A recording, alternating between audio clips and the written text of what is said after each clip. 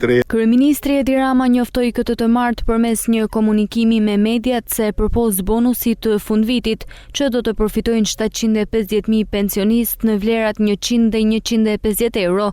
Parashikohet që nga janari i vitit të ardhshëm, pensionet do të kenë një rritje të shtrirë muaj për muaj përmbi indeksimin e përvitshëm. Rama deklaroi se ky është mandati i rritjes së përvitshme të pensioneve, ashtu siç ishte premtuar gjatë fushatës elektorale.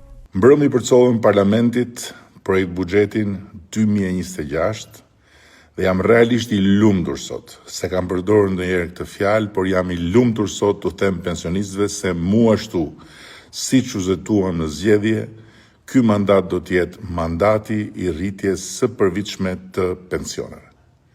Siç e kam thënë gjithnjë, kjo është pjesa më e vështirë e politikës financiare të një vendi, pensionet. Por më në fund, pikërisht sepse nuk jemi më ai vendi që mezi mbajnë këmbë, po jemi një vend me një ekonomi të qëndrueshme që rritet çdo vit, mund ta bëjmë atë për cilën zotuam.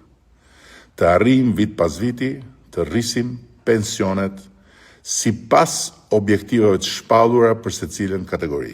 Pensionistët tanë, përveç se do të marrin këtë dhjetor, bonusin e fundvitit, duke filluar nga janari do të kenë një rritje tani më të shtrirë muaj për muaj, përmbi indeksimin e përvitshëm natyrisht.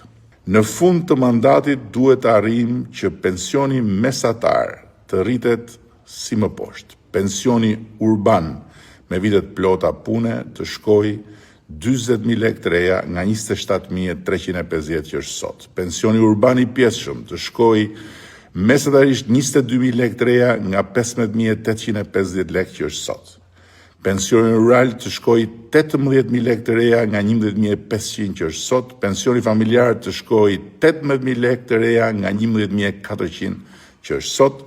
Dhe pensioni i invaliditetit të shkojë 30.000 lekë të reja nga 20.000 që është sot.